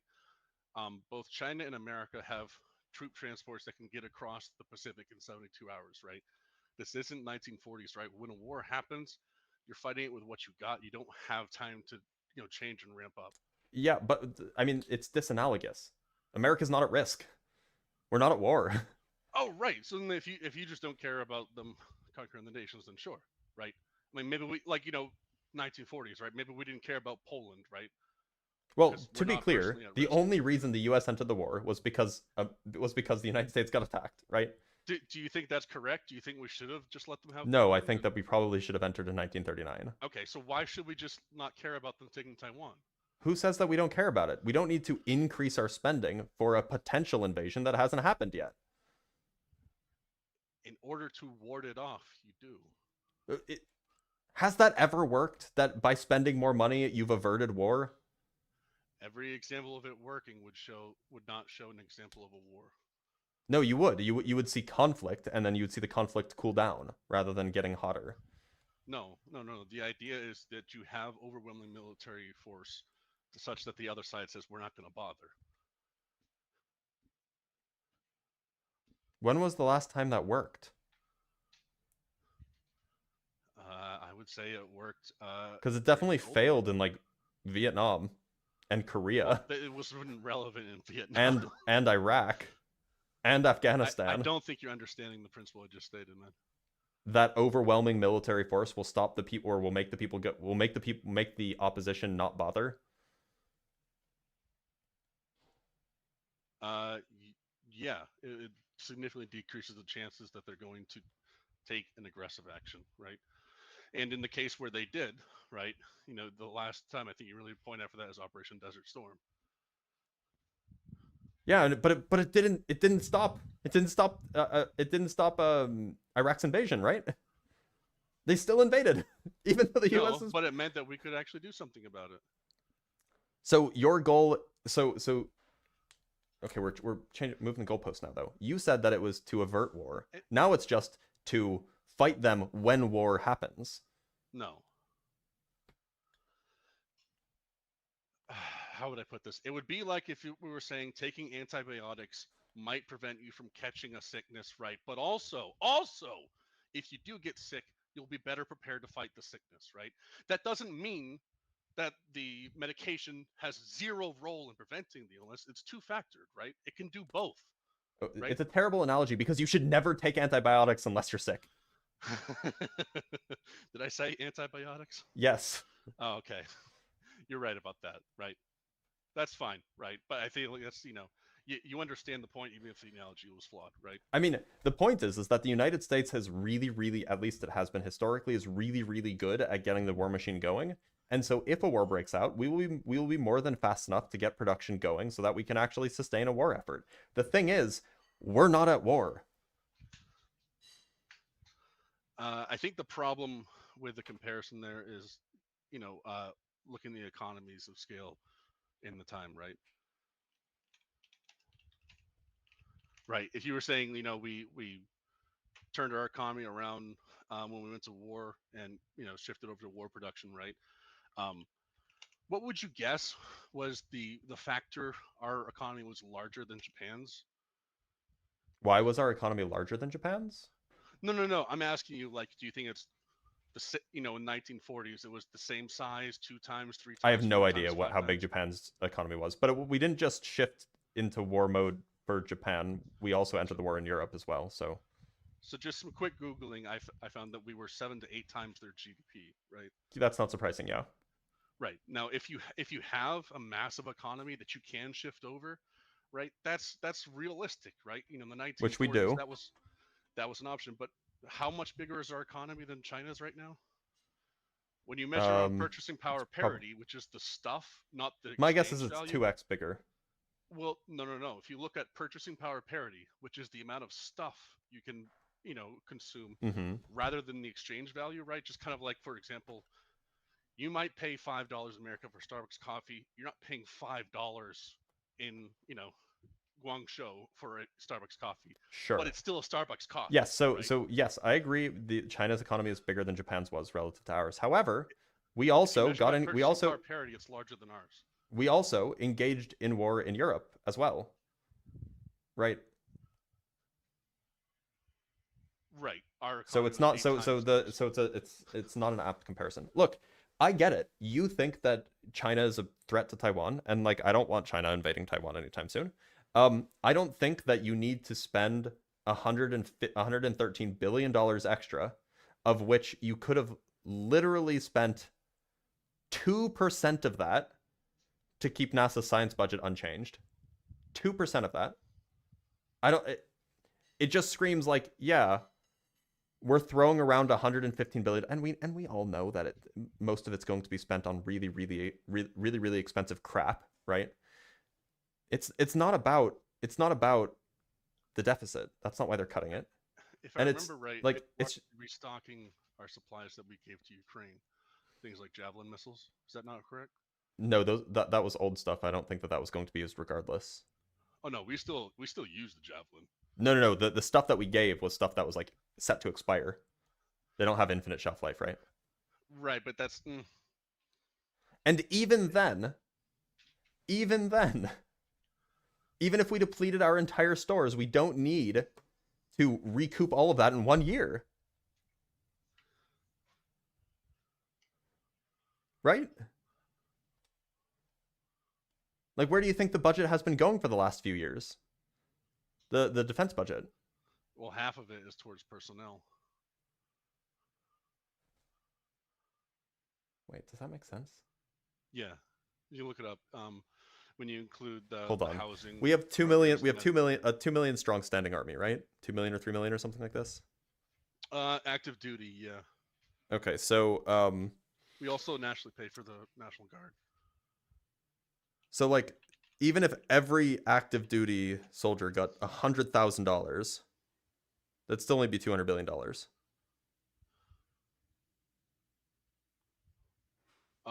We spend on average more than 100,000 per soldier, because you have to look at other. Well, wait a things minute. like Hold on. Hold on. salary. When you say personnel, you don't mean just salaries.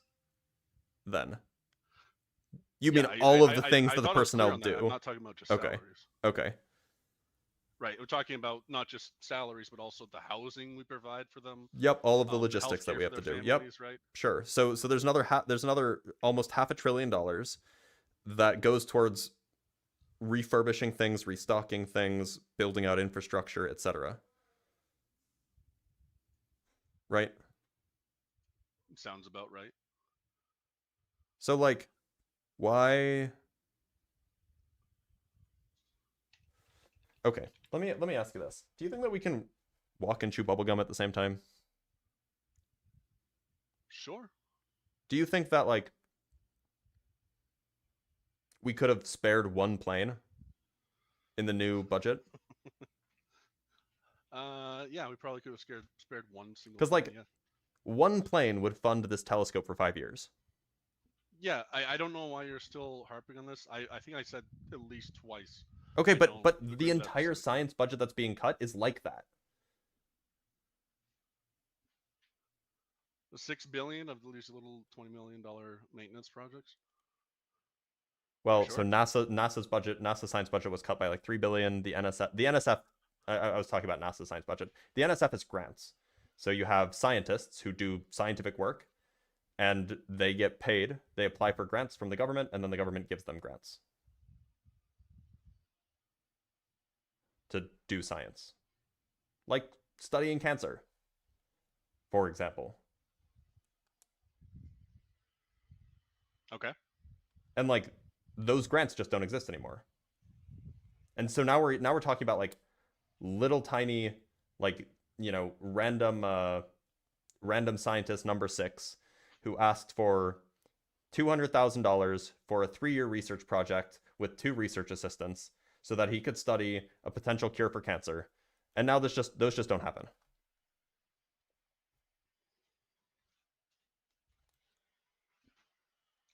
Yeah, Like, I don't like that. Like I said, these are in an ideal, but that's ideal the, world, we wouldn't be that's what cutting they're any of doing. this, That's but we like the have a whole $2 trillion deficit.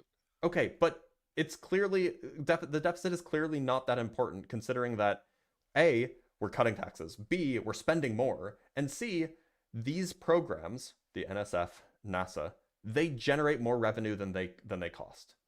Like, it's been estimated that NASA generate, for every $1 you put into NASA, you get somewhere between $7 and $40 back. Right, but those kinds of estimates are hunky. Those are bogus, right? Because we have those.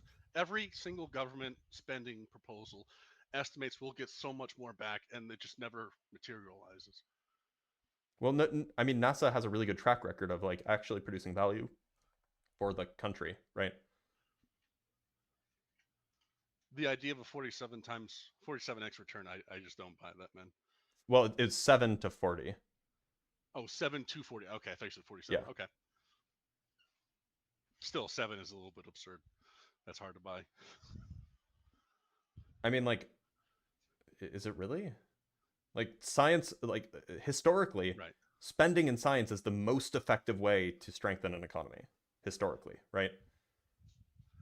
If 7 to 40x was what we were getting, then we could just spend our way out of any deficit. Anytime. Well, obviously, there's going to be a there's like a changing scale depending on how much you spend. So like, if you spent like $100 billion on NASA science, you probably wouldn't get $700 billion back. But if you spend $7 billion versus $8 billion, ceiling effect, thank you. If you spend $7 or $8 billion, then you might see an extra few billion dollars back. Yeah, point of diminishing returns, thank you. Like, this is... So, interestingly enough, How much do you think NASA's budget was in 2020? Let's say 2022 or 2021. Somewhere between 5 and 20 billion. I'm not sure. It was 23 billion ish. They generated more than $70 billion in total economic output, and that's not accounting for the technology that was developed during that time.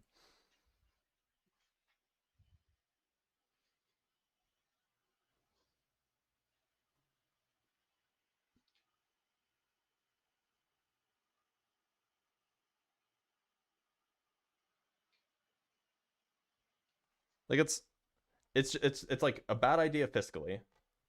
It's from like so many different angles, and it hurts America's science supremacy. You know what's really bad if you're really worried about China? The fact that because we're cutting spending in both like NASA, NSF, NIH, CDC, all of these like various scientific institutions, because we're cutting spending, scientists, American scientists who are teaching at American schools, teaching at American universities, are literally going to China. Because China is offering, hey, if you don't want to work in the United States anymore because they're not funding your projects, we will. Yeah, like it that should be worrying. I think I've said this at least 3 times now. In an ideal situation, I wouldn't be. Hold on. So even in a non-ideal situation, wouldn't you want to stop American scientists from going to China? There's a lot of things that we want to stop, right? And if we spend on all of them, we're going to reach a fiscal cliff within the next 10 to 20 years. Do you think you can't just keep doing this endlessly, right? There is nothing in the federal budget I look at and say I just give 0 fucks about. So brain drain is like an actual existential crisis for the US, right? The United States has been the most prosperous country on the planet for the last 70 years because we've attracted the most prominent and the most intelligent scientists and engineers. That's why we've been so prosperous. That's why we have all of the innovation here. There's a reason why, it's not Germany anymore that is, the center of scientific research, the center of innovation, right? They used to be prior to the 1930s. They were. And then the 1930s come around and they kicked out all their scientists, or rather their scientists fled. Right. I agree with you that innovation is key. I don't think all of our innovation stems from these $3 billion in NASA spending. I think that the vast majority of it comes from the private sector. Scientific research absolutely does not.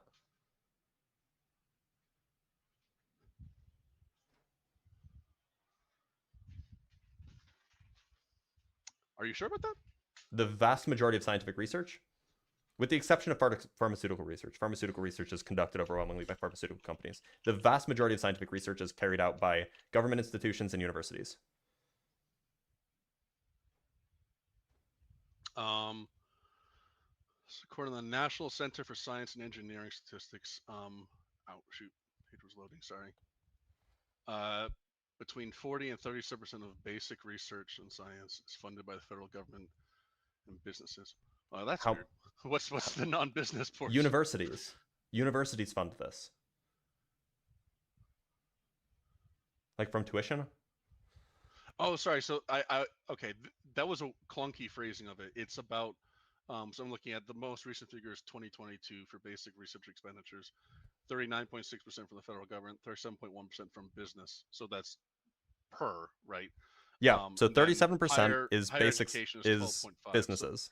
So businesses does 3 times as much as higher education, right? So I'm seeing, we're probably looking at the same thing, but I'm seeing 23% for higher education, state governments, and other nonprofits, 37% for businesses, and 40% for federal government.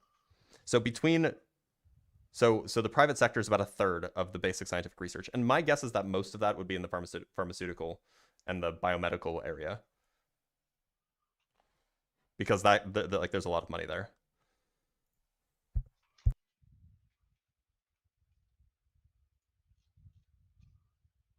Right. So I'm just trying to get a figure. What percent of this research is covered by the 3 billion?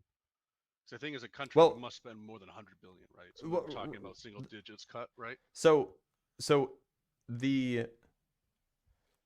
you're asking how much money we spend collectively on scientific research, like on overall. That's hard to estimate. But for example, if you look at the NSF, which is a big government granting agency for mathematics, for example, which the only reason I'm looking at mathematics is because no other, as far as I know, no other government agency does mathematics funding.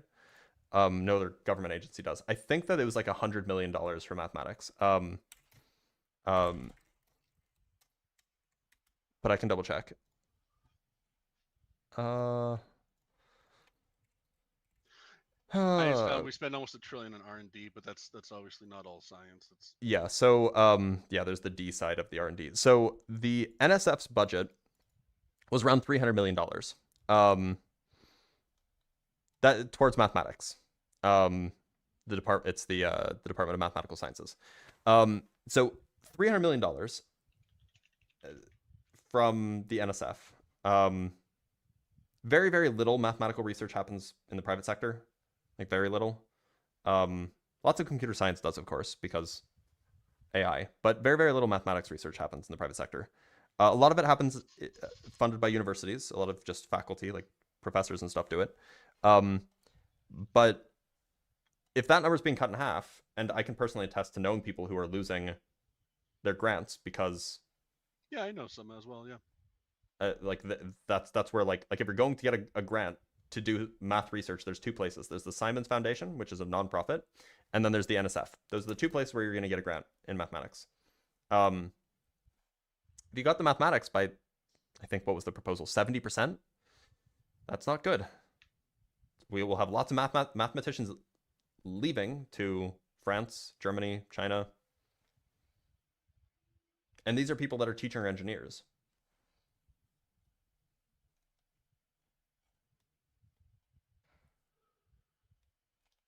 Yeah, like I said, man, when you have a $2 trillion deficit, you're gonna have to make some hard decisions, right? And I don't think any of them are gonna be good.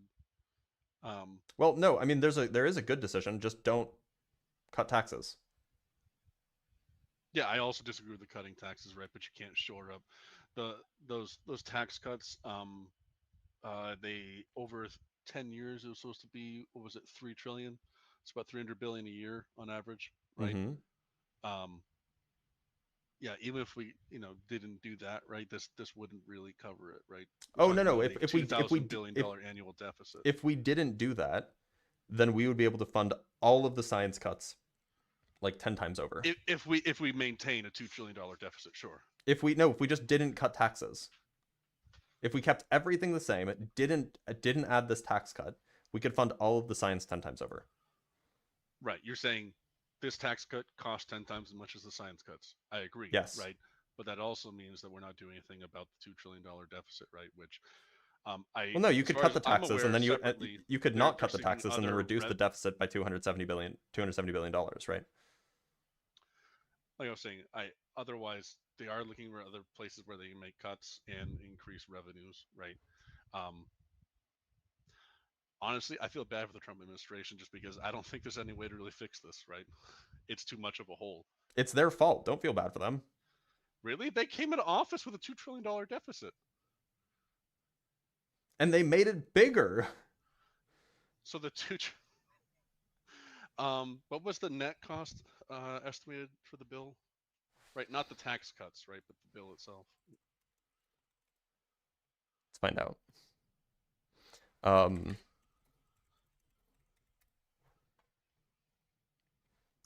According to the Bipartisan Policy Center, the Big Beautiful Bill will cost $3.4 trillion over the next 10 years. More than $4 trillion when accounting for the interest accrued on debt.